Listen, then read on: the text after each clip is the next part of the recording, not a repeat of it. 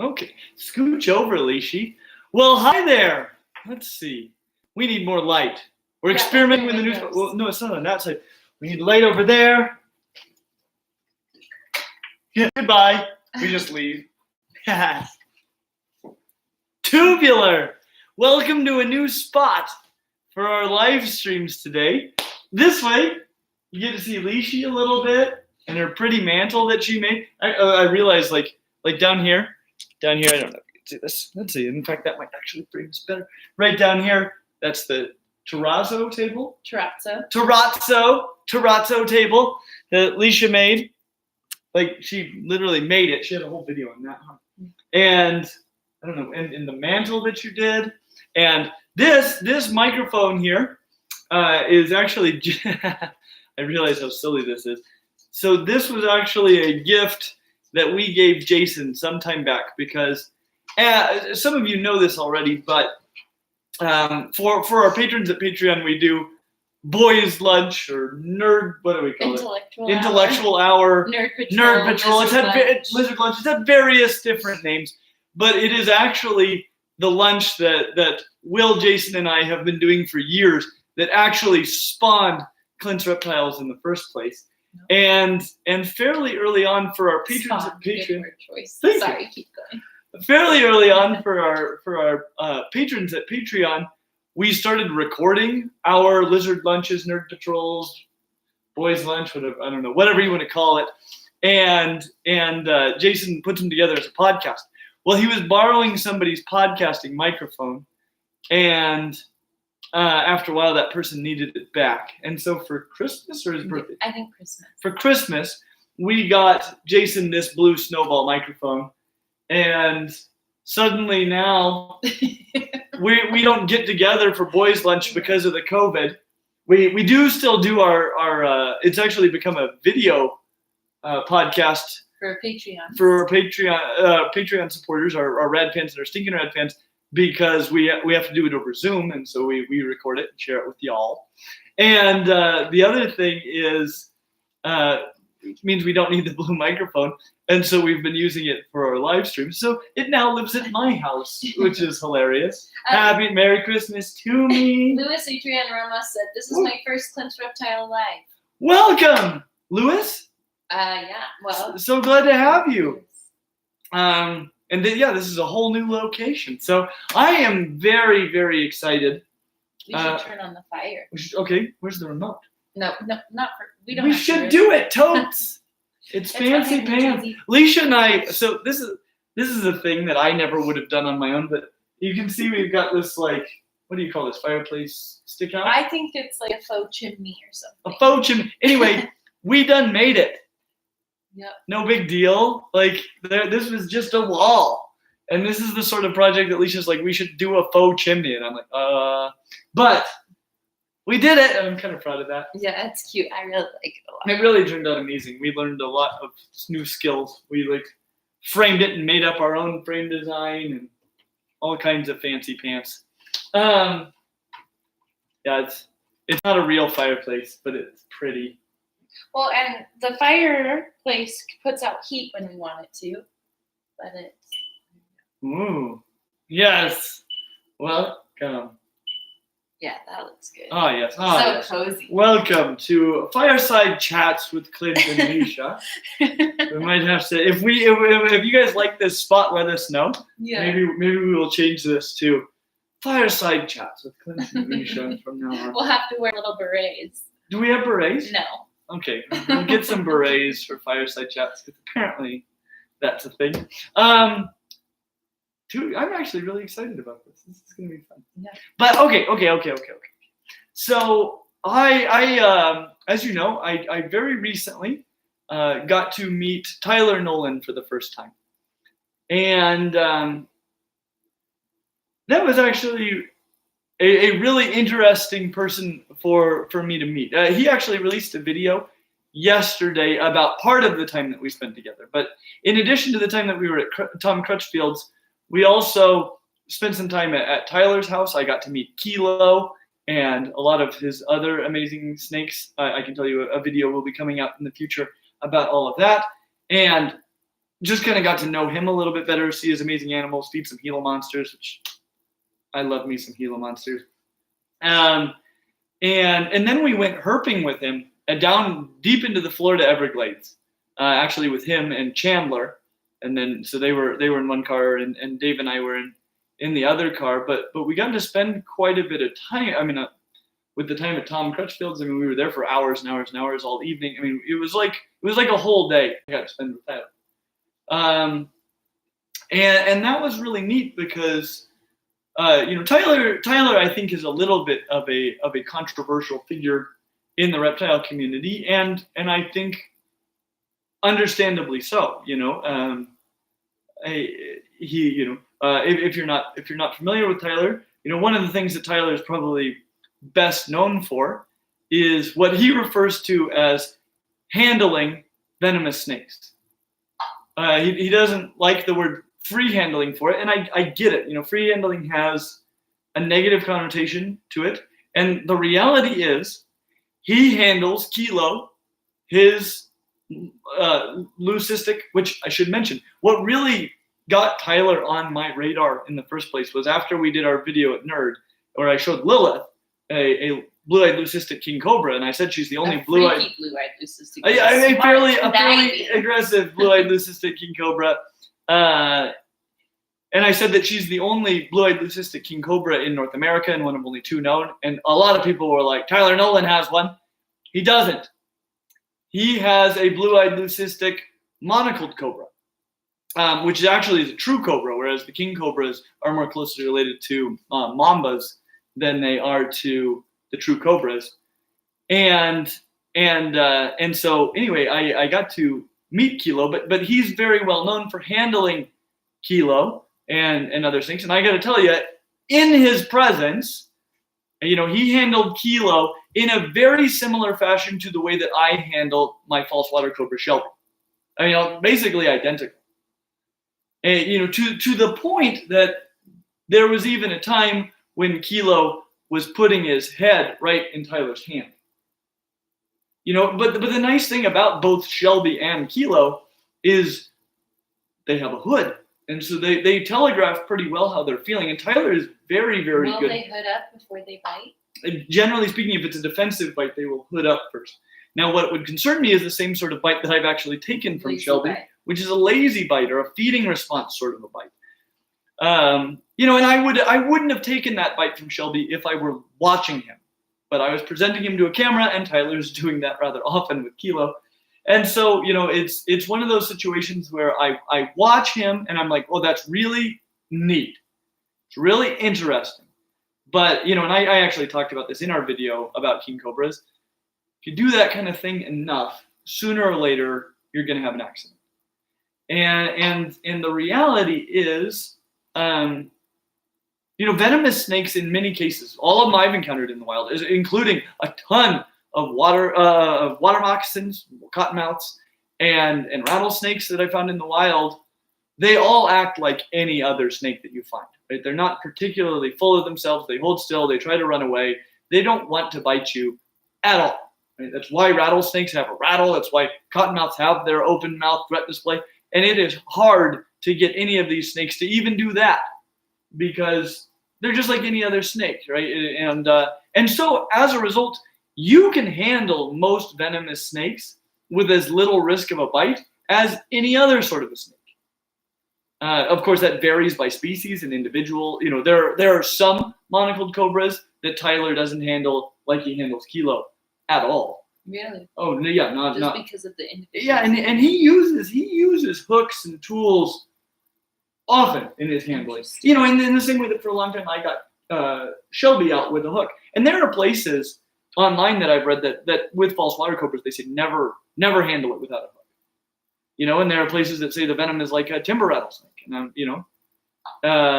nobody's ever died from false water cobra, but there's a first for everything.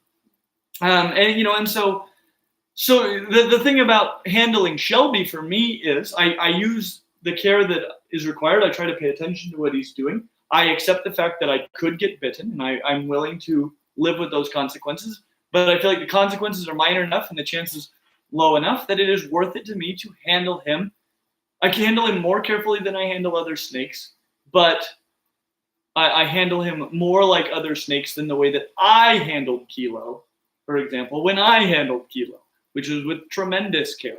Because the thing about a monocled cobra is the venom is worse than king cobra venom. You can die in under an hour from a monocled cobra bite, and a king cobra you'll probably live a little longer than that.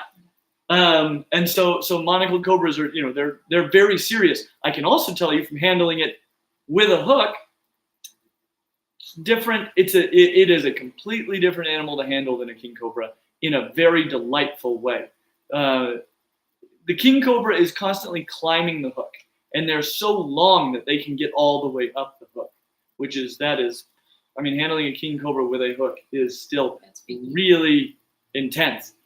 Handling Kilo with a hook was it was like handling a bull snake with a hook. He was never interested in climbing the hook. He wasn't hooding up or even defensive. Handled Kilo? I handled Kilo. Did I know that? Well, I told you. I posted pictures of it. Well, I'm not on social media. Oh, poor Lehi. So Lehi just found out that I handled Kilo. Naughty, Clint. Yes. So anyway, he's what I'm getting at is he's taking some serious risks, and when I talked to Tyler about it, I likened it to this because actually when I told my dad I was going down to meet Chandler and Tyler, he was very concerned. But not Tom so much, but these people that are notorious for handling without tools their venomous snakes. And I was like, well, I'm not going to do that. And he's like, well, when you went to Nerd, you did some stuff you didn't think you were going to do. And I'm like, well, that's true, but I likened it to riding a motorcycle. Okay, as particularly a sport bike. Okay, like a crotch rocket sort of motorcycle. That is a dangerous activity. Right? I know a lot more people that have died on crotch rockets than from venomous snake bites. I actually know nobody personally that has died from venomous snake bites, but I know several people that have died on sport bites. And the thing is, if an expert, okay, like Timmy and Kevin McCurley are with venomous snakes, if an expert sport bike rider said, hey, I'm going to give you lessons on how to ride a sport bike, would you like that? I'd go, yeah, I would. It's not something I want to do a lot because it is very dangerous. And the more that you do it, even if you're taking all the precautions, the more you do it, the bigger your risk. What did your dad tell you about that analogy? Well, I'm not done with it. Sorry. But keep going. But if you wore proper protective gear, right, and you had experts training you, and you rode on roads that aren't very populated with cars, and you kept your speeds under control, you can minimize your risk as much as possible and learn this new thing and have a really neat experience. And I would probably be up for that. What they do, I would liken to riding a sport bike at 70 plus miles an hour, doing a wheelie. But who does? What Chandler and Tyler do. Mm-hmm. And I said, I'm never going to do that. Right? That is outside of my risk threshold. And I actually shared this analogy with Tyler, at which point he informed me that he cannot get on a motorcycle without doing a wheelie. Really? Really. His willingness to accept risk in his own life is completely different from my willingness to accept risk. And so the thing is, like to me, I mean, honestly, and I got to mention something. He said he can't get on a motorcycle without doing a wheelie. He also said he's been injured severely many times riding motorcycles. Okay? So he gets it. He gets it. What he's doing with venomous snakes is exactly the same. Probably less dangerous. Right? Because if you have an accident at 70 miles an hour on a motorcycle, there's no anti-venom for that. And so that's arguably even more dangerous than the snake handling. And that is the way he lives. I if he walked up to me and he's like, "Hey, should I ride a wheelie on this motorcycle at 70 miles an hour?" My advice would be, no, you shouldn't, not at all, right? But I also think he should be free to do some things that I think are unnecessary risks, right? We all take some risks that aren't completely necessary. And he's more willing to do that than I am, and it's none of my business as long as his wheelie isn't endangering other people. And I guess that gets into where the biggest criticism would be, which is, he's very good at doing what he does, but he's setting an example for other people that other people who aren't very good at handling venomous snakes may emulate. Okay, and that is definitely a con to the way that they handle snakes. At the same time, I think there are a lot of people that perceive animals like cobras as being these just unreasonable monsters. And for them to get to see the sort of interactions that are actually possible with these animals when you treat them with respect, I mean, that's major. And so, there are pros and cons to this, and you take the bad with the good. Again, this isn't who I am. I'm not going to do this. But it is who he is. And I'm telling you, with venomous snakes, he knows the risk. And the reason I know that he knows the risk is I'm laughing at Tom. Oh, okay. I spent the day at Tom Crutchfield's house with Tyler. I saw at Tom Crutchfield's house a giant king cobra that he has, which on election day 2016 bit Tyler on the finger while he was handling it at Tom Crutchfield's house. Tom Crutchfield fortunately had access to antivenom, so he shows up at the hospital with multiple vials of antivenom.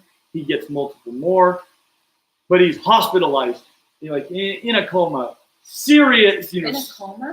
Yeah, maybe gonna die. After a few days, he's getting better. Somebody adjusts his finger where he was bitten, and it released like a second dose of the venom that had been trapped in there, and he goes right back into it. No. Yes, he ends up having about half of his index finger amputated, as was on his drawing hand, which, mind you, tattoo artist hand. He is a tattoo artist. That is what he does for a living. Mm-hmm. On his drawing hand, he has the end of his index finger amputated as a result of this. And he very, very, very nearly died. So he gets it. Right? He understands the risks. And I want to talk more about his personality in a moment, but one thing I wanted to do right now, in just my experience getting to know him, is I want to share, somebody asked me if I was going to give him a score. So I give him a score. By the way, I feel awkward being on camera. Can I sneak off? No, you're cute. Well, you're talking, and I feel like I need to respond, but I don't want to respond because this is your live stream. So I just want to This is our live stream. Like I do when I'm off. Team camera. Lee should chime in. Is this my live stream or is this our live stream? Because when I'm off camera, I can just let you talk and tell your story. I don't want to interrupt, and I don't want to have commentary. I'm thirsty. It's right there. Ah. Sorry, carry on. So I feel weird because I don't want to respond. I just want you to talk and share your story. But when I'm on camera, it makes me feel like I need to have comments and witty banter that I don't have. Oh, but you were my favorite witty banter partner. Okay, are you gonna score Tyler? Yes, I'm gonna give. So I have written down my numbers. Super chats before you score him. Okay, good idea. I will score, and then I need to give more of my. So I've given you my opinion from the outside looking in of who Tyler is. I will also talk a little bit more about just how I feel about him as a person now that I've gotten to know him personally. Okay. So Super Joy. Super Joy. Come on, shit. Oh wait. Okay. So a lot of people are here for the first time. Tell us about the super chat button. Welcome everybody that's here for the first time, and also those of you who are not here for the first time. Holy smokes, there are a lot of people here today. Thank you guys for being here. I'm so glad. So this is our Bodacious super chat button. Yep. I used to always have to do this with my mouth, and I'd say super chat, and Jason would laugh every time. So it was totally worth it to me. Yeah. And one of our amazing fans sent this to us sometime back, and now I have my own super chat button. Yep. And Press it again, just for good measure. Love it. Okay, Mr. and Mrs. Morelia said, "Hi, Clint and Leisha. Nice to see you both. No more hiding Leisha with a weak face." yes. I don't like it. I'm gonna tilt it so we can No, see. don't tilt I it. just want to see a little better. We weren't quite centered. All right, Anthony Anthony Simone. Simone said, "Hello, my friends. A few weeks ago, I asked you about cryptozoology. Keeping in that spirit, I was just curious, what if any cryptid species do you believe could exist?" Ooh. Okay, so for those of you unfamiliar with cryptozoology, this is essentially things like Bigfoot and the Loch Ness Monster, in the Yetis. Congo. Yeah, Yetis in the Congo. There's like rumors of sauropods that are around. Sauropods. Yeah, little Really? sauropods. And the question is, which of these do I think could actually still be there? One of them, and this would be an extinct animal, but thylacines. Every now and then there are reports that one's been spotted. So this is like the Tasmanian tiger. Thylacines? Thylacines. Thylacines. Mhm. Are those extinct? They're extinct, and only since the early 1900s. So There are why are videos. they not just extinct? Well, they probably are. So but I think that kind of fits into cryptozoology as well. I see. Honestly, things like Bigfoot,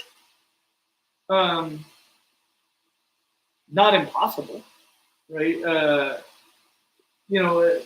Mountain gorillas we thought were a mythological species until like less than 100 years ago. Yeah. And okapis, same sort of a thing until like 1909. So there are in areas where there are large amounts of forest, there can be populations of large mammals that are off of the radar of people.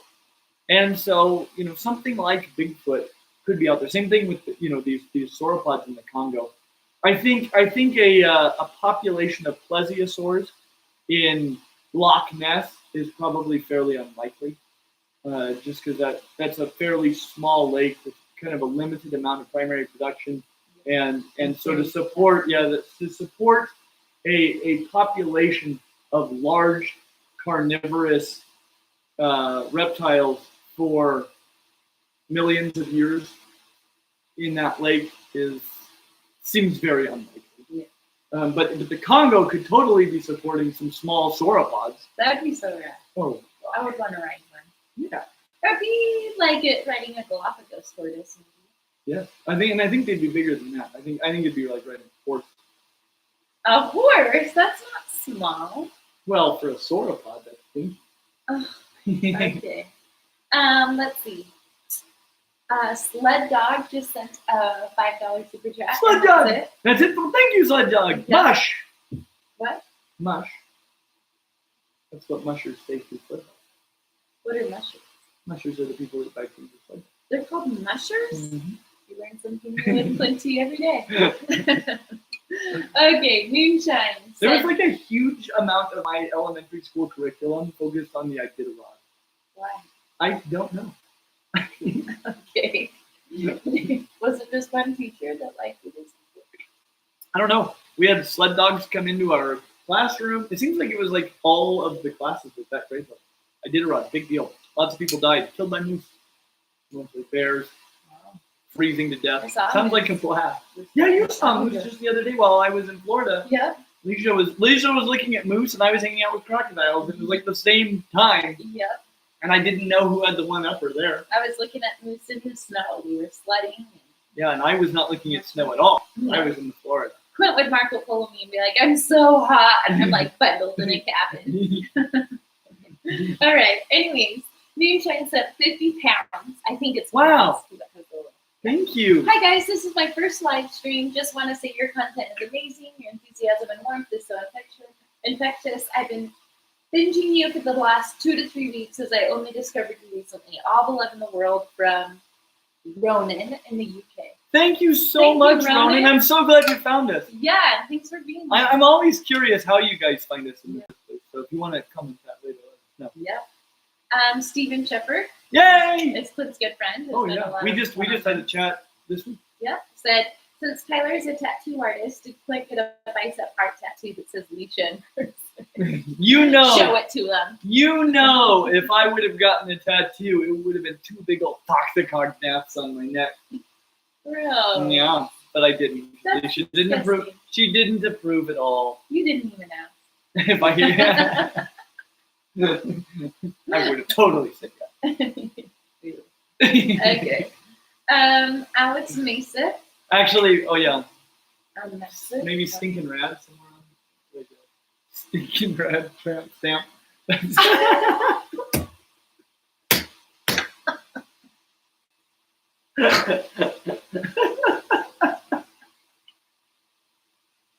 Okay, you're done. We're moving on. Yes. Can we move on? Oh yeah. Okay. I'll hide that on my forehead. Stop. Okay. Alex Mason said, I asked you for advice between a GTP and an ET boa, and you suggested carpet python. I listened and brought home a Morelia spilota harrisoni yesterday. Did I say all that right? Well. Any insights on the harrisoni subspecies? Not off the top of my head, but I think you've done really great. I mean, obviously, all of those are rad. Right? I love emerald tree boas. I love green tree python, and we are getting much better at the care of all of these things. But the carpet python is, if you want a handleable one, will be the most handleable of the three. Though they all can be surprisingly handleable, especially with captive bred babies. And that the captive breeding of these animals is huge. And to be a big spoiler, but I do have some emerald tree boas coming this way soon. So we will be filming a video on emerald tree boas in the relatively near future. And green tree pythons I've actually got constantly available from PSK. So we will at some point do a really amazing collaboration with them. Yeah. And so anyway, expect videos on all of those. The videos that you are pumping out lately and the content that you're pumping out is just, it's exciting. I think you should give some spoilers about what's next. And I can't say the word spoilers. Yeah, these are major spoilers. I think you should, because there's only how many? 283 people watching. Yeah, but more people will watch it. Okay. So, I'll tell them. It is really exciting for me. So last night, well, here, I won't spoil everything. Okay. I will tell you, last night we filmed our first video with Aquatics. And we're going to be starting off with one that is not an unreasonable creature, but it is a really, really rad one. Okay. That's all you're going to say? Come on. Give them a little more. Just give them a little ray of sunshine. A little, yeah. Something, a little ray of sunshine. Something just to kind of sting their curiosity. Yep. That's... Okay, I will consider it. Good one, Quincy. Okay, Dragon Whisperer said, Clint, I promise we'll have a one-on-one in the next few weeks. I had my 501c paperwork in, and soon the rescue will be official. All dragons are thriving right now, thanks to your prayers and support. Oh, I'm so excited. And again, so if you are not familiar with Dragon Whisperer, he's running a really awesome reptile rescue that it's become a major passion project for him. Like it's a non-profit. He's been working so hard in his outside job in order to support these dragons and other cool reptiles. He's got a YouTube channel that's showing a lot of what's going on. I really, really encourage you to go over there, check it out, subscribe, all of that. Amar, who done a lot of one-on-ones with. It's so fun seeing you guys pop up and seeing your names pop up over and over and over and over, because Clint does a lot of one-on-ones with you guys, and I hear about you and what you're up to, and it feels like we're friends. Oh yeah, I think the next one with Anthony, he wanted you to be there. Yeah, and that's on Monday. Are we going to do it here? Anthony, should we do it here or should we go to the reptile? Let's see. Amar said, loving the new background is a permanent. What do you guys think? Should this be our new location? This is actually way nicer, I think. It is way nicer, but I think it'd be great if you were just in it and then I sat across from you, so that when I read questions, you could be looking up. You're so cute and stuff. Well, just easy. Okay. Sherry LBW just sent $10. Thanks, Sherry, thank you so much. Sherry's a friend too. Oh, We like absolutely, Sherry a lot. absolutely. Moonshine sent another 50 pounds. Thank My you. gosh. Also, thought I'd let you know you aren't alone, Clint. My left hand also doesn't turn properly. I have cerebral But just the palsy, one. and somehow the bones of my wrist are fused. Any advice on how you deal with handling herbs with that particular quirk? Not very well, I would say. Is that, you know, when it comes to Or large, asking for change. yeah, asking for change, I'm like a beggar. Please, may I have the rest of my dollar? Yeah, I mean, it's real weird. Like when it comes to handling large snakes or babies, I'm really not good at handling our own children because of this. But I can't get under them too well, and so a lot of times instead of having an arm up underneath them really well, which is the best way to do it, you know, I'm kind of supporting them in two locations. It's harder. It's just harder for me. But I do. It's all I can do, so I do the best I can. Jason just texted. Thank you, Jason. Anthony, I missed your second super chat. Oh. Sorry. He said, so my friend, what are some of your favorite examples of Lazarus text that personally mine is Fossilancan? Oh, coelacanth. Oh, no, it's not coelacanth. Yes. It's C-O-E. Yep. Is that wouldn't be C? Coelacanth. That does not. Did he spell it wrong, or is that how it's I think spelled? that's how But so the L comes after. it's. You're saying it's C-E-L-O, and it's C-O-E-L. Well, I think it's the same probably Greek prefix that you get for like coelophysis.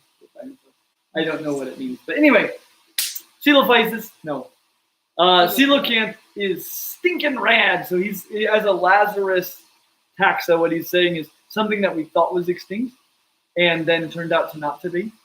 Obviously, one of my favorites would have to be crested geckos. But well, copies we didn't think they were extinct. We didn't think they existed. Oh, Which is even more better. But the thing about the coelacanth is we only knew of the coelacanth from the fossil record. You know, this entire lineage of bony fishes, and they're actually a really interesting lineage. They've got, you know, most of the ray fin fishes, which are most of the bony fish you know of. You know, they don't really have like any bones except for these little fin rays that go out into their pectoral fin. But with these guys, these are part of the lobed fin fishes, and they have these big fleshy lobes that go out into their fins, and inside of those lobes are actually all of the same bones that you have in your arm and hand, which is quite rad. And they move their fins in a completely different way than most bony fish. It's actually the same gait that you see in tetrapods when they walk on land. And so the earliest tetrapods that we see making this transition onto land seem to have basically the same fin structure. They're parts of this same group. Which I think is the Sarcopterygia, if you're wondering. And so anyway, we thought they'd been extinct like since the time of the dinosaurs. We hadn't seen any evidence of them, except in the fossil record.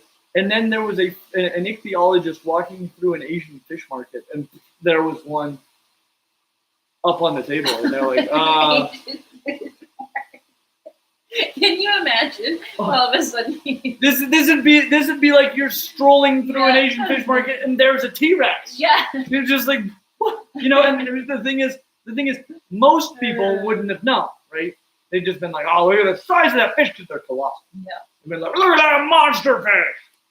But when you're an ichthyologist, you go, you know, you're like Ellie in Jurassic Park. You're like, this species shouldn't be here. This has been extinct for 65 million years. And then, you know, something to that effect is what, you know, they took their glasses off just like that, and they had to put their head between their knees, just like Dr. Grant. Yeah. And then they're asking questions like, could you let me know where you found this fish? I'm pretty sure they bought that fish too. They're like, how much is this fish? I don't even care. Just give me the fish. Like, here's some money. Go, you know. And so anyway, we have since this time I think found 2 or 3 living species of coelacanths, and they're all sort of in that area of the world. So they're in Asia and the Australasia location, and they lived on these shelves.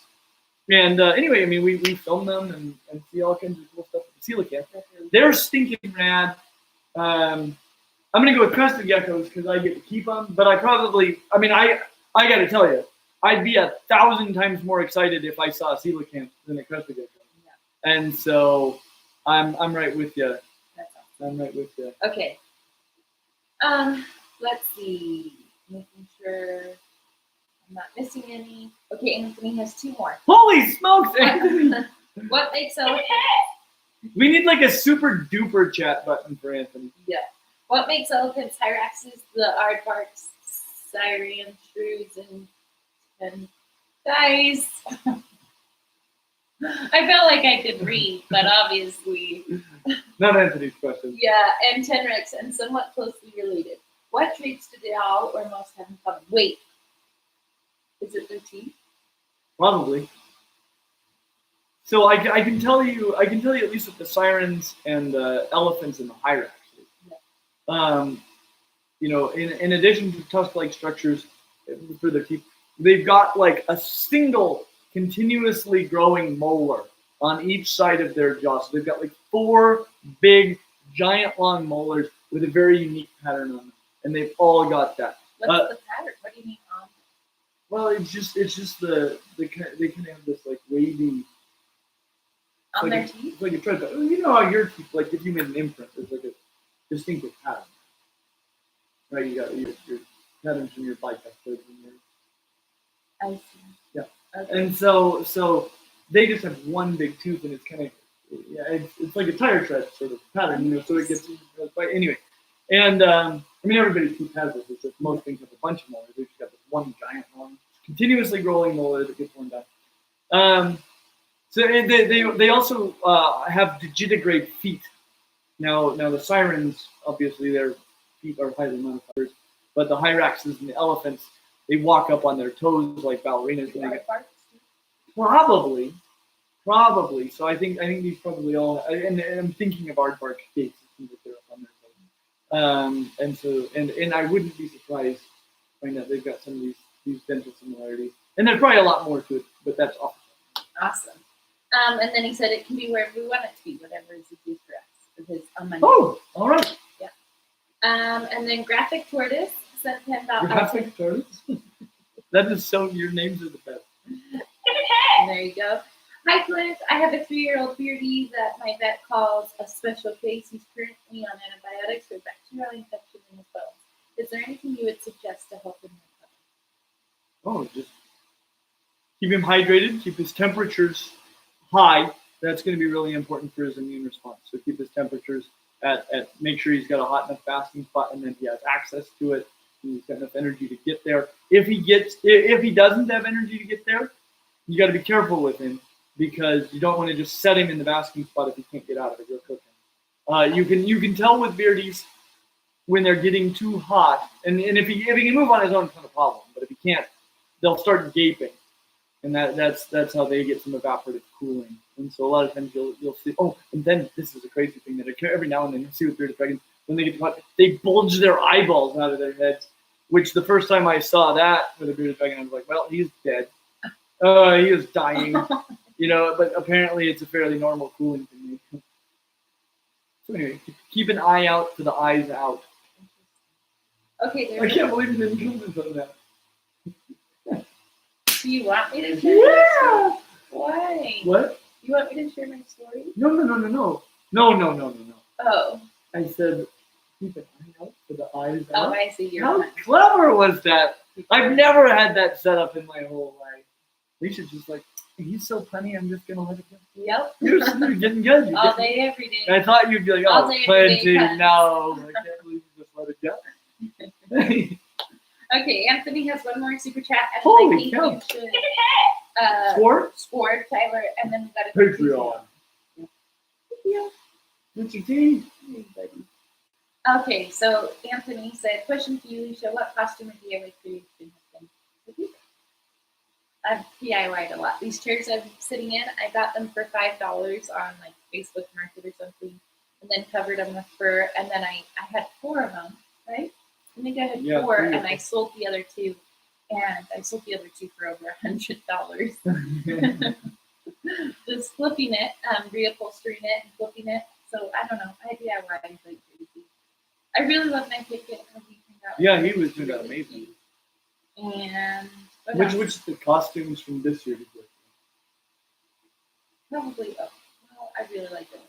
Do you think my Mad Hatter is your favorite one you've ever done? I was really proud of the Mad Hatter, but it wasn't like the most fun I ever had. Yeah. But what's the most fun you've ever had?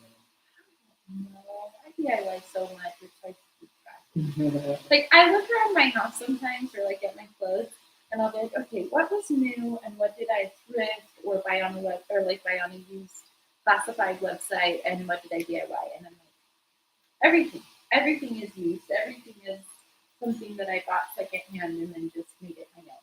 These chairs, and I DIY'd this table, and we did the fireplace, and I got the basket at a yard sale, and the couch is secondhand, and the chairs are secondhand, and the table is second, like the shelf, everything. Theo used to be a bunny.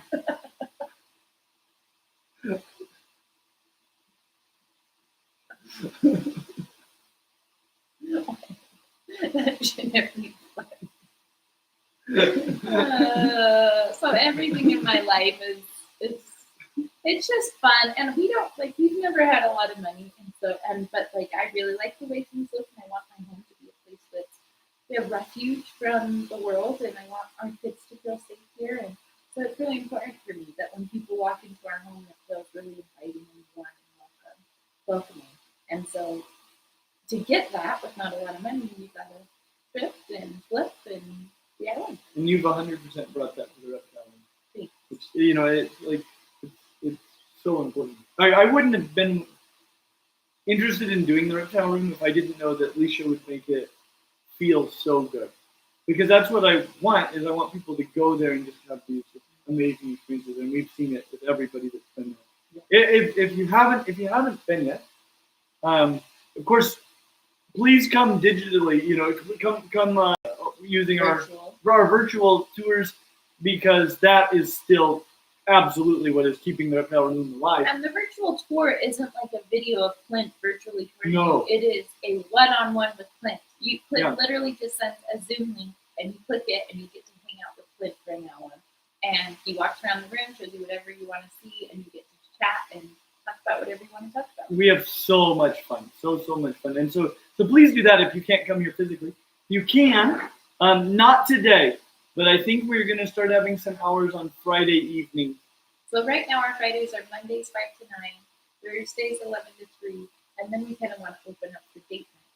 Yeah, and so I think probably starting next Friday, we'll be open in the evening. We'll update it on Google. Watch and leave it.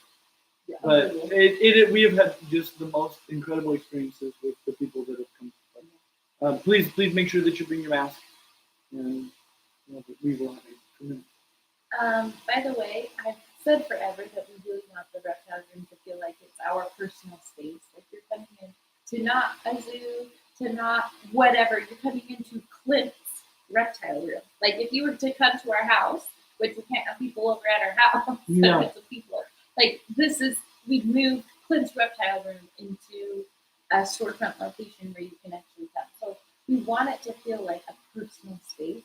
And I will tell you, it is. It's personal for us because we spend so much of our time. Oh yeah, On my waking hours, I'm spending more of them there than here. Yeah, and we eat dinner there together all the time, and we have game nights and stuff. We have game nights with our friends and family there. It really is. You're coming to our personal space. You're coming to Cliff Reptile Room, and it's really intimate and I'd never thought about this, but we also you can book it for like a private event there. I had never thought about it, but if you wanted to request, like if you wanted to book it for a private event and come just do a game night with us, we would have a blast. We love doing it. It's game night. This whole channel originally came before Boys Lunch even. Yep. It originally came out of our game night. Yep. That's where it all began. Yep. Okay, I want to do. Oh, I need to score. We need to score, and there's more super chats and some Patreon questions. We gotta start. Okay. We gotta start humming. So I will go through his score fairly quickly.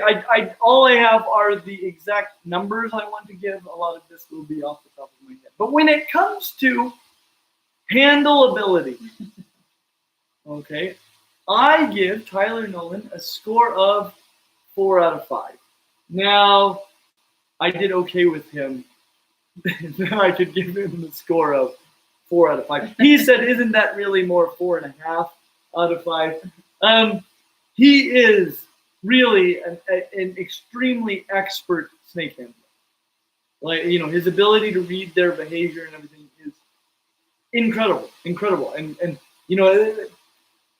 handling cobras in the way that he does is like skydiving.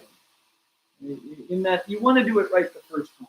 If at first you don't succeed, skydiving isn't for you, and neither is holding a king cobra or a monocled cobra, where it's looking at your face and right there. You do that right the first time, or not at all. And he's incredible. He's incredible at it. He understands the behavior of these snakes very, very well. He can read them. He can communicate his intentions to these snakes very, very well. But obviously, not perfectly. So, 4 out of 5. Okay, when it comes to Oh dear, keep going. care, I'm gonna change that. I give Tyler's score. Well, I'm conflicted on how I want to put this. When it comes to his care for his animals, I give him a 5 out of 5. He really provides them excellent enclosures, excellent care, excellent stimulation, excellent food. He's doing just a really terrific job. When it comes to care for his person, I give him a score of 2 out of 5. He's not very safe with himself. No, he is not very safe with himself at all, and that will factor into his hardiness score as well. Yeah. When it comes to hardiness, I give Tyler a score of 3 out of 5. He is alive. He is alive and relatively able-bodied at this point, but he has sustained many serious injuries, and I worry about his long-term survival more than most of my friends. When it comes to availability, I give Tyler a score of 3 out of 5. It is my understanding at this point in time that he is somewhat spoken for, but that she hasn't put a ring on it. Therefore, he's still somewhat available. So he has a girlfriend. Yeah, as far as I know. Are they planning? I don't know. Clint always gets mad at me because I ask him to ask these questions, and he's like, "I'm not going to pry." And I'm like, "It's not prying. People like to talk about themselves. It's okay to ask, do you guys plan on getting married?" But he's like, "No, I don't want. If they're not going to just tell me the information, I'm not going to ask questions."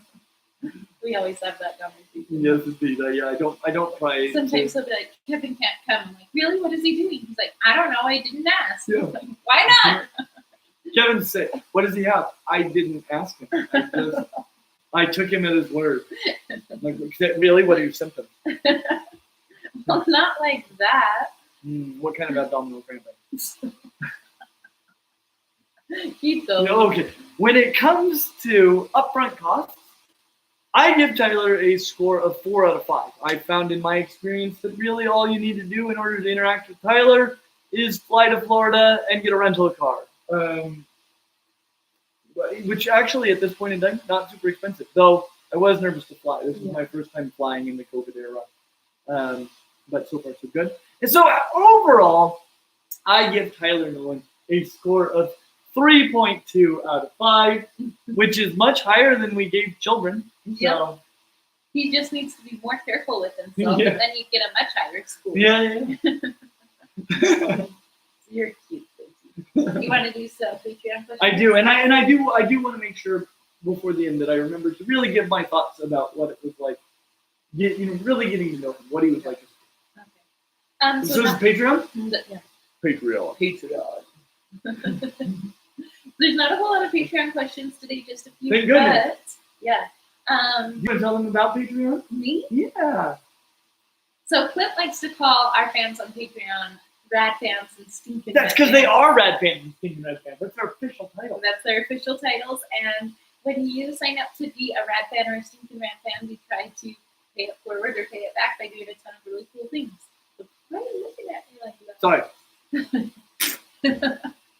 You can look at me, but you're not so intensely. Look at me casually. In fact, cheap. Look at me. Yeah. Any stuff.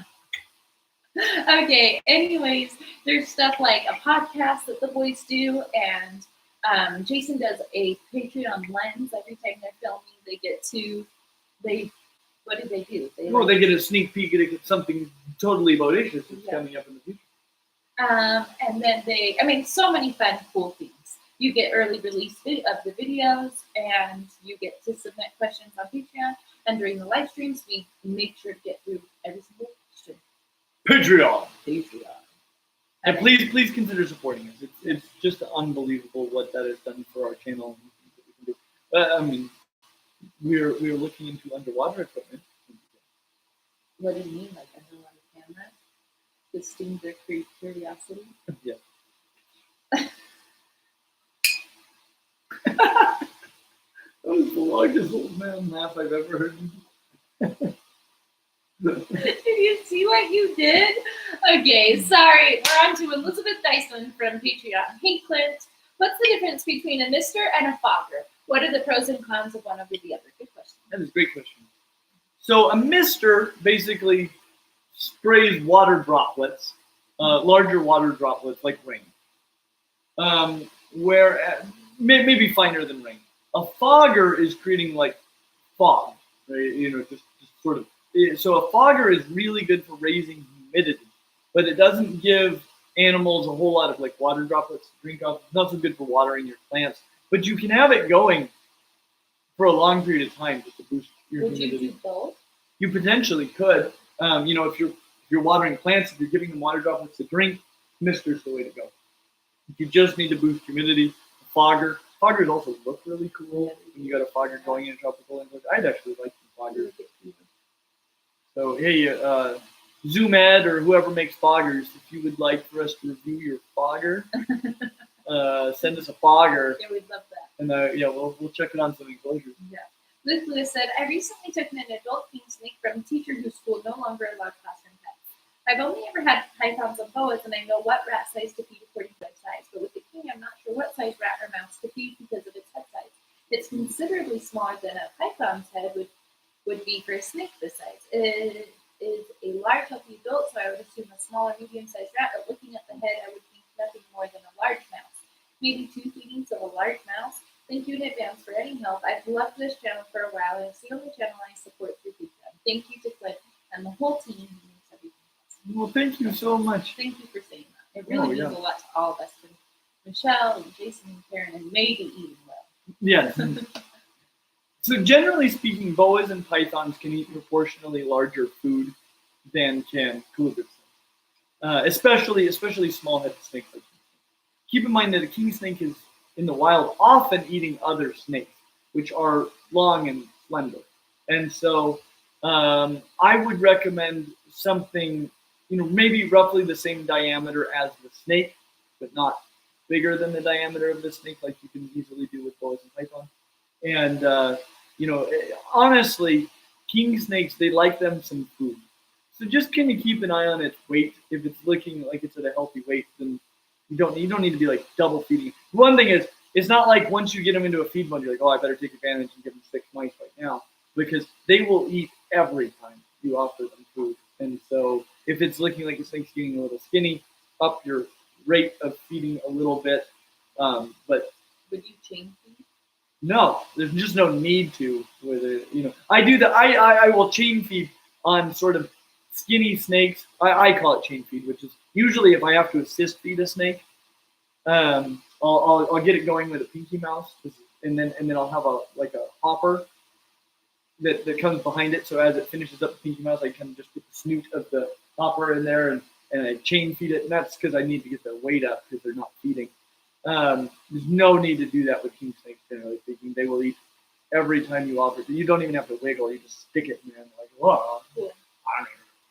Mindy and Lamar they will eat themselves, for goodness sake. Which, yeah. In our videos, they eat themselves. Mindy and Lamar Hut. What kind of judgment does that show? There's a book. I think it's by Eric Carle. He's the one that does the Very Hungry Caterpillar. He does a snake that eats itself. The very hungry king snake. Yeah. Mindy Lamar Hudson said, "Hi Clint, with our area switching the clocks back for daylight savings time, should we also change our timers and let the critters' lights stay the way, or let the critters' lights stay the way they are? It seems to me we should keep them all." Yes, as far as your critters are concerned, leave them alone. They don't do daylight savings time in the wild. But I got to tell you, I've got to change them at the reptile room because they're now going out before we close our doors in the evening. So I'm gonna have to adjust them. That'll throw them off for a few days. Robert Watson. Yeah, Robert, I'm gonna hope that I can read your question. Yeah, Robert asks good questions. Yeah, he does. Hi, Clint. Robert's a friend. He's done a lot of one-on-ones with right now. So. I'm going to have to miss the live stream this week for the first time since week 8. I'll be watching it back, though. Perfect. In light of that, a nice, easy question this week. What are a few of your favorite examples of convergent evolution in reptiles from different parts of the world? Good question. I'm fond of the convergence between the African puff/death adder and the Australian death adder, particularly since the latter is not even a viper, let alone an adder, but an adder. Okay, let's do it. I'm going to start with that one because that is really cool. Yeah. So, vipers are distinct from the elapids. These are your two groups of front fang, usually highly venomous snakes. And the vipers have mobile fangs. That is sort of the biggest thing. And they've got big, broad heads, generally speaking. But the mobile fangs, so they fold, which means their fangs can be considerably longer. And it means when they strike, the fangs can go out almost straight instead of down, like lapid fangs, which is much more effective for biting. It's actually one of the benefits that you have with a lapid, like cobras and coral snakes and mambas and stuff, is they really got to get their mouth around you in order to bite you. So a lot of times they might bite at you and not actually get you. Where a viper, those fangs are basically leading the way, and so they're probably going to get you when they strike at you. The Australian death adder, I actually was a little perplexed by this snake for a little bit until I learned about this myself, because Australia is full of elapid snakes and pythons. It is just full of them. And there are no other vipers, except they've got an adder there. They've got the death adder. And death adders, adders, like puff adders, are vipers. There's lots of, the adder snakes are vipers. And so, and they've got mobile fangs and all this stuff. Well, as it turns out, the bodacious death adder is an elapid snake, but it is an elapid snake that has developed mobile fangs and a big old burly head. And so it's viper-like, but it happens to be an elapid snake. Okay, green tree pythons and emerald tree boas. That's amazing. Okay, so you got emerald tree boas in the New World, green tree pythons in the Old World. But they both live just up in the trees, and they sit there in the same sort of a way. Both of them, okay, so boas are born live. Pythons hatch out of eggs. But both of them, when they first come into the world, however they get there, they're either yellow or red. And then they experience an ontogenic color change, and they both turn green. Nature is so and then they sit there in the trees in almost the exact same position. How similar do they look? Very similar. Very thin. It's only been in the last 3 or 4 years that I've gotten really good at identifying if it's a green tree python or emerald tree. So cool. Oh, I love that. That's so rad. Okay. Anthony says, "Hi, my friend. Why has the Santa Catalina rattlesnake evolved to the point where it no longer has a rattle? Does it have to do with insular insulation and lack of predators, or is it something else?" Probably that. And it may also just be genetic drift. So this is an island population of rattlesnakes that don't rattle. And there's 2 very good reasons that this could be. One of them could be on the island, there's no benefit to rattling. In fact, there may actually be harm to rattling if you give away your position when you rattle, and it dissuades none of your predators. And so you rattled when your position is already given away. Usually, but sometimes it's just your concern, and so you start rattling. And hang on just a minute. Just a few minutes. Love you, And so the rattling could be detrimental, and selection could favor rattlesnakes that don't rattle. This is actually happening in our wild populations right now because people often kill rattling rattlesnakes, and so selection is favoring those that don't rattle, which is not really good for anyone.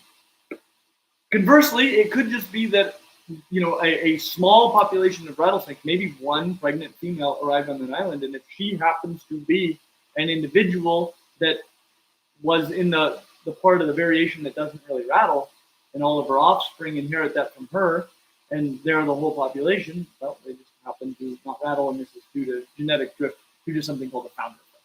Yeah. Cool. That's really neat. Okay.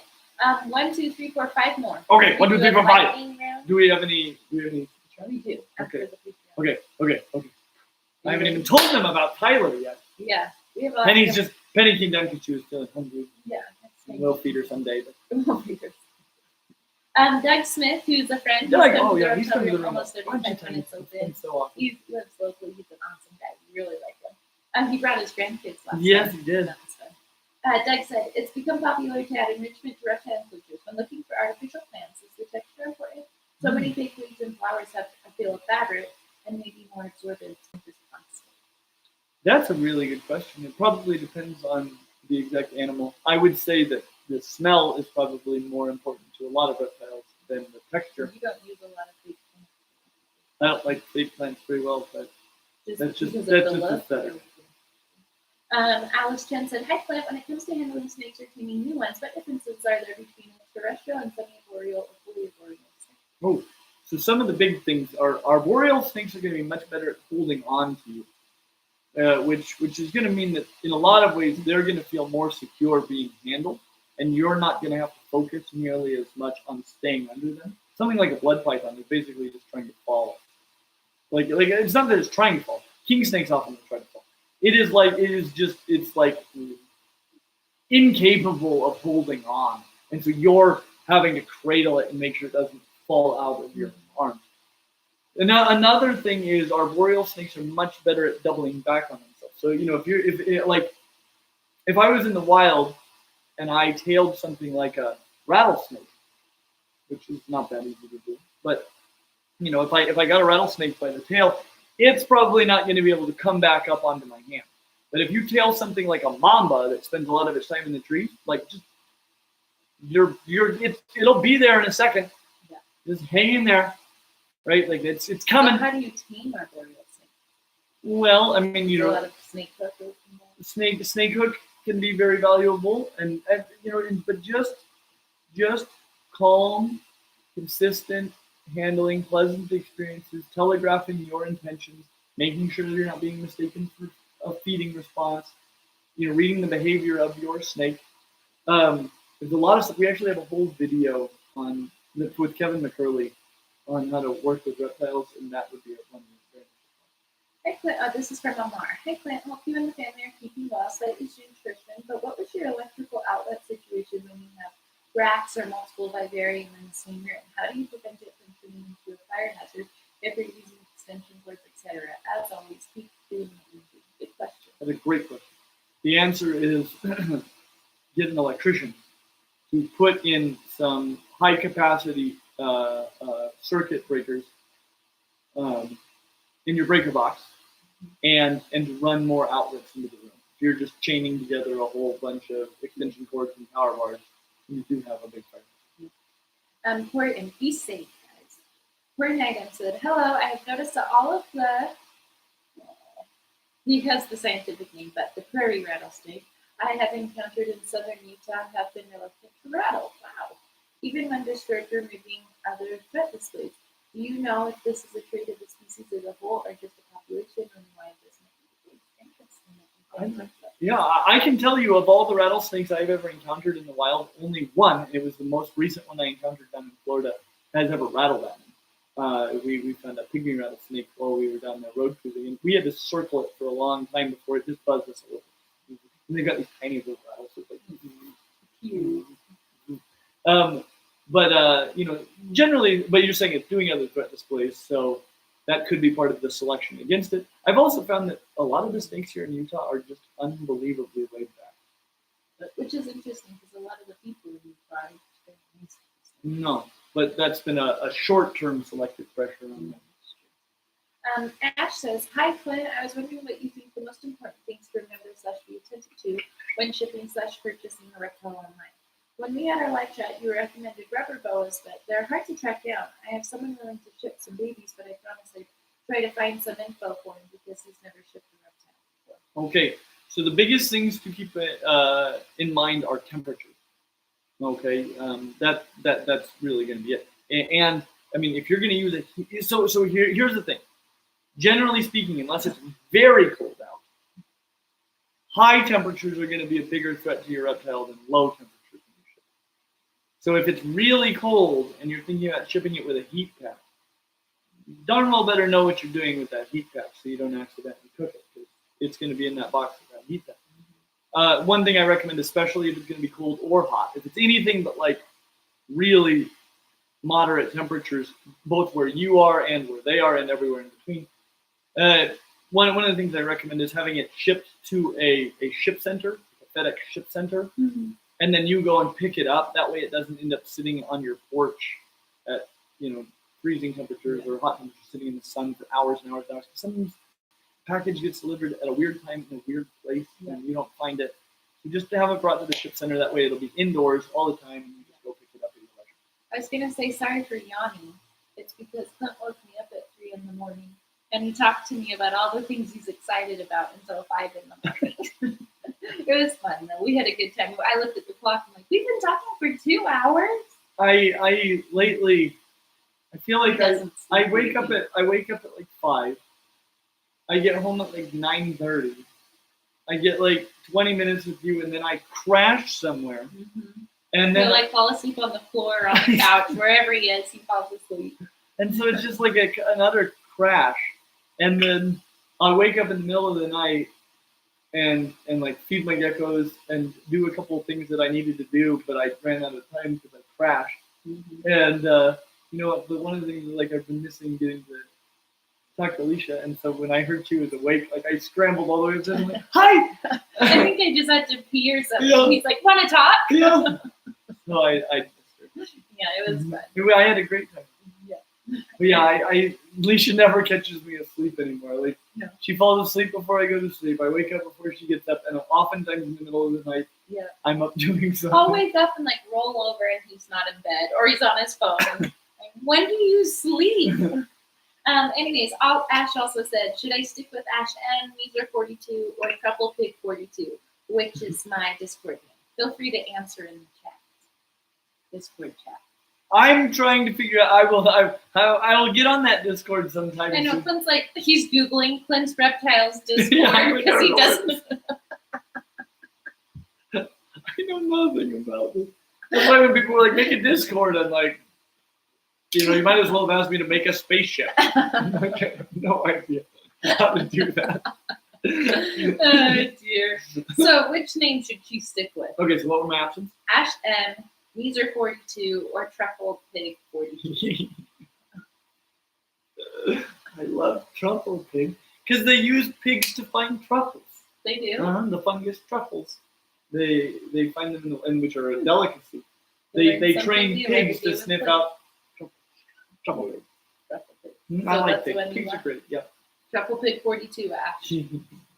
Okay, so do you want to do some super chats before you wrap up your time? Yes. Okay.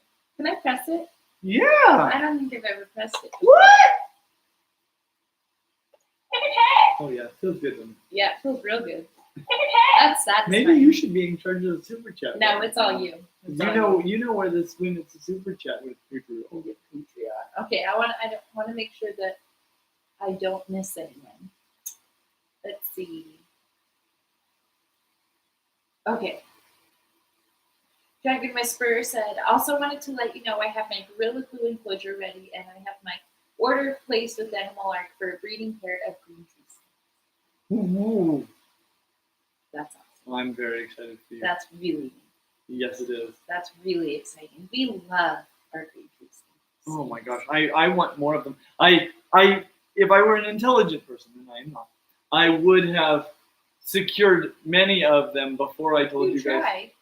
Well, I reached out a little bit, Yeah. but I didn't do it, and we still released the video Yeah. and stuff. You know, I would have gotten a really large, sizable breeding group. Mhm. Plus, they're so dang popular at the room because they're unbelievably cool. They're so fun.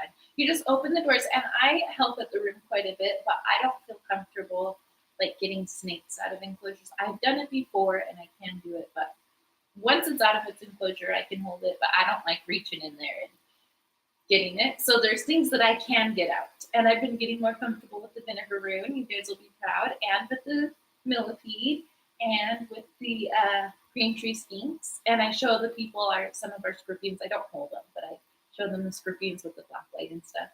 Anyways, what? I like it. But I can help with the emerald tree skinks because they're so cute and fun, and I don't mind them crawling up and hanging out on my head. Well, and the thing about them is you don't need to get them out. They Yeah, come out all by exactly. themselves. So you just open the doors, and then the people who come to the room, I'm like, okay, just stick your hand in the enclosure. They stick their hand in, and they just plop right on the hand and crawl up on their shoulder and hang out. It's so fun. It's. love I mean, if I can create a lizard, Mm-hmm. like I'm like, just create the perfect lizard. There it is. Really? For goodness It is sake, beautiful. what would I do? It's nice. It's a good size. Yeah, the good eater.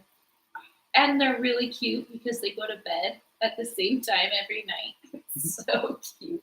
And so sometimes if people come to the room really late, I want to show them the skink Yes. so bad, but they're in bed. Or before, like when they're getting ready for bed, they won't come out. Mm-hmm. It's so interesting. They're so cute. Oh, everything's on their terms, Yeah. which is one of the best things about them. Yep. Because you know you're not overhandling them. Because if they don't want to come out, they don't. Yep. No, yeah. All right. So that's exciting. Mr. and Mrs. Morales sent a super chat. Leisha, you have to be a permanent picture here. Your balance. Oh, you balance Clint's nerdiness or neediness. Nerdy. Well- They said neediness, but I'm guessing maybe nerdiness. Yeah, I would hope so. with honest reactions and questions like normal people. Yeah. Laugh out loud. Mr. and Mrs. Morales, they're one of the first ones that were Team Leisha. So thanks for saying that. You got and a thanks special for- place in your heart. Yeah, they've got a special place in my heart. Thanks for saying that because sometimes I just feel Oh, you're wonderful. I feel silly being here. It's totally not my thing. I feel like I'm an imposter. Okay, well, Well, it's funny. Of all the people that work on this channel, Michelle and I are really the only ones that are like hardcore animal. into reptiles and stuff majorly. Yeah, but you know, I think that's part of the charm is, you know, we are, you know, not all of us are inside of this community, and so maybe we can reach out to Yeah. people outside. Speaking of Michelle, she has a channel now Mhm. called Lily Michelle, And it's and amazing. she just released a video today that's awesome. I want to try what she did. It's so cool. So go look up Lily Michelle, and also We shared it in the community tab. Her last video, not this newest one. So if you're having trouble finding it, hop on our community tab for Clint Reptiles, and you'll find a she link. does really good with her videos. She's Oh, awesome. they're amazing. But I was gonna say I do love animals, Mhm. and I love learning about them, and I love watching documentaries about them. But I'm not like it. I'm not Clint. Well, in fairness, I completed my entire zoology degree and didn't find anybody who liked animals nearly as much as I did Really? during 4 years of studying Wow. zoology. So it is what it is. Okay, Wolf Jagger said, "Hey, Clint Leisha, just wanted to say thank you for your channel. I recently bought a lychee gecko after seeing your videos. Ooh, Couldn't be happier. Jealous. That's I I'm saw some. jealous about I that saw too. some really beautiful baby lychees for sale last night at Did you? where I went. They were. He had a really good price on them, but they were still more How much were they? than $550, which that's cheap for a lychee. Is it? Yeah. Ugh, This is why I don't have a lychee. In case Yeah. you're curious, yeah. why It'd be doesn't Glenn have a fun. lychee? Lychees are awesome, but that's It'd be a great one for the room too, because they're such a big plot. yeah. As long as it was a nice one. If it was one that was biting people's fingers off. Off. Not off. They're like soft. No, yeah, puppets. it's just like a tokay bite. Oh, Yeah, it would be no picnic. okay. Off! Fluky said, "I see you like Canis lupus familiaris. Mhm. What is that? This guy. You? Canis lupus familiaris, I think it would be. Or Canis domesticus. Canis lupus are the wolves. Am I right? I'm doing this off the top of my head. Yeah. Let's see. A Draconius into Super Chat. Do you plan to compare particular reptiles with domestic cats as the best friends? I am at the moment feeling like I want to do a hiatus on head-to-head videos. Just like, I found that there's a little less interest in them, and so I'm kind of I'm putting them on the back burner. But I am very tempted to do a video on cats. We haven't filmed one, but I think it would be really valuable because there's two things about cats that I really want to get out there. Mm-hmm. One of them is keep your dang cats inside. When they go outside, all they do is murder stuff all day long, and they're so good at it. There've been a lot of studies. Like, what does a cat do when it goes outside? It just kills things all day long. Kevin says that there's a species of lizard that lived by a lighthouse or Oh something. no, in New Zealand there was an entire species of parrot. There may have been a few cats involved, but as far as we can tell, it was driven to extinction by a single lighthouse keeper's cat. Yeah. So anyway, that's the deal with cats.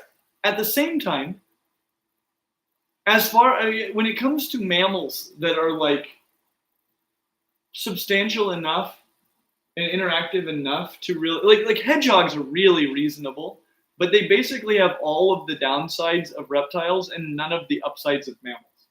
And so it's basically just a reptile pet that happens to be a mammal. But cats, as far as like animals that actually have the upsides of mammals, they're one of the most reasonable pets that you can get. Yeah. Largely because they're arguably not even your pet, right? You can make a very strong case that cats domesticated us and not the other way around. Yeah. If you stop taking care of your cat's like, all right, I guess I'll just continue to do my own thing because I never really needed you. Yeah. But it was nice of you to feed me for as long as it was working. Yeah. Thanks. Much obliged. Okay, Lauren Bevel, who is our fan of dad jokes, said, my baby hognose Wilbur says hello, and that also, Wilbur. Since it's cooler in Dallas now, eating is for suckers and pinkies are stinking gross. Mama is sad. Oh, I missed that last part. So her hognose is saying eating is for suckers and pinkies are stinking gross. It's not eating because it's hot. Yeah, it's a baby. My baby hognose, yeah. Yeah, they can be a little goofy sometimes. Don't stress too much. But you could try the frog reptilinks. I've heard really like the mini reptilinks. I've heard really good things about those for picky eater hognose. Interesting. My hognose snake experience is generally baby bird. Yeah. And I just try to get it head first, whatever I'm feeding. I mean, like I could probably feed them a hot dog. They're just because they're just like and and so I just try to get it. Like? Oh, that's exactly what are they like? No, I'm not doing that. You sound like the lion on Wizard of Oz. I just need some curry. Yeah. Yeah. And so they come up like that, and I just try to get it head first into their mouth because they'll try to swallow it. However, I give it to them. Yeah. Okay. They like them some food. That's a good advice though about those things. Okay, Robin George sent a hi Clint and Leisha. Can we have more of? I love that they called you this. Can we have more of Clinty's college quotes next time? I laugh till I cry. Clinty's college quotes? I think the ones that your students. Yeah, I'll have to track those down. Those were good. Oh yeah, because my other computer is dead. That's why I don't have them up. But I can find them. Let's do that. Yeah, Clinty. They called you Clinty. That's what I call you. Yeah. It's spreading. It's spreading. Like fake wildfire. Okay, last from Anthony. Holy smokes. Thoughts on the mandarin rat snake and if you think it would make a good pet? Man, they're pretty. I need to look into them in a little more detail. A lot of the Asian rat snakes are a little bitier than the North American rat snakes, but my gosh, they're pretty. That's it? Okay, thoughts on Tyler Nolan. Oh, okay. So my final thoughts on Tyler Nolan. He is a guy that I thought might be too cool for me. My favorite kind of people. This is why most of my friends. Leisha was shocked when she found out I was the least nerdy of my friends in high school. We went to lunch with some of his friends from high school, and Clint would always tell me, like, I am not the nerdiest one. all my friends were way nerdier than I am. I'm like, that is a lie. You're the nerdiest person I know. And then so I asked his friends when we went to lunch, I was like, so was Clint pretty nerdy in high school? And they're like, no, he was like the coolest one of all of us. But you know what I've always liked about nerds so much is nerds, generally speaking, are exactly who they are. Yeah. Right? I love sincere people, and they're not trying to, you know, they aren't trying to impress anybody. They're just being themselves, and so you know, so I've always been drawn to people like that. Tyler, you know, he's covered in tattoos from head to toe, very literally.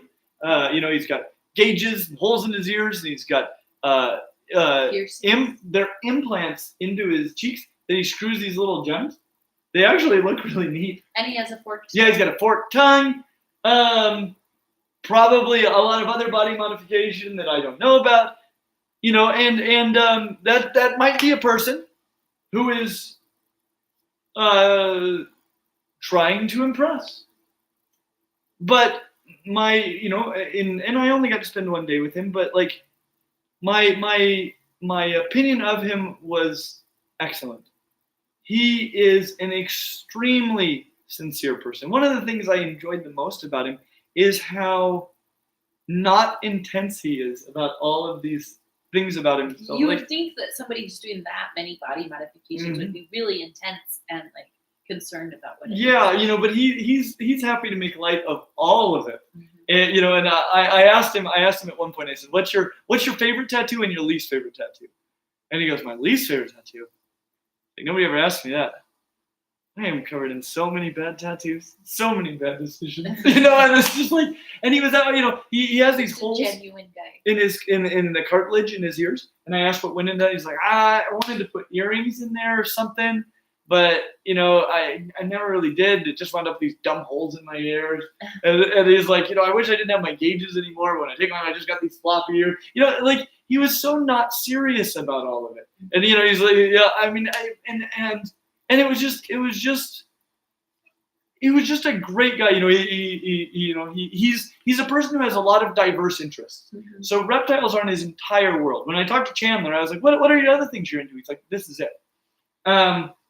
You know, when it comes to Tyler, he's into fishing and he's into riding motorcycles, obviously doing wheelies. Apparently, you know, he's obviously very into tattoos. Art. He's a professional tattoo artist. Art generally, like he's got a boating. He loves boating. He's got like a canal in his backyard. No way. Yeah, with a dock. Florida's cool. And anyway, he's a really interesting guy. Very sincere, very down to earth. Really nice. He was extremely welcoming. You know, I'm a nerdy guy, and he never made me feel anything but just like super accepted and welcomed. And like my you know, and now it's the same way with Dave. I had a perception of what Dave's production was like when he made videos. And then I filmed with him one time, and I could see what he does. And now I go back and I watch his videos, and I can see how he does it. I'm like, oh, it's all there, but I never noticed it before. With Tyler, I think I thought he was going to be, you know, just maybe a little bit arrogant or something. Not that way at all. And now, like, when I watch his videos and I look at him, I'm like, oh, this is exactly who he is. Yeah. Right? Like there is no arrogance there. That was just my misconception about who he would be.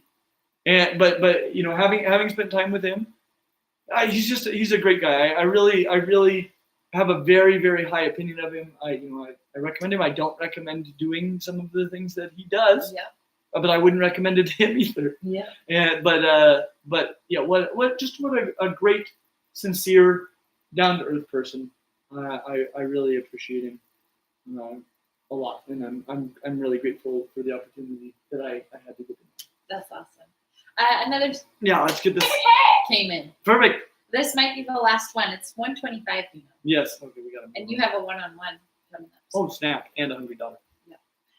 Moonshine said, not sure if this was asked before, but if you had to design the perfect lizard by combining attributes of ones already out there, what adaptations / features would you choose, and from which animals?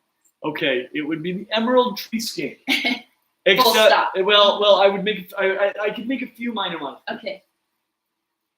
it might look like Abronia more so than the emerald tree skinks do. I think the Abronia skinks, not skinks, the Abronia alligator lizards are prettier, but only by a little bit.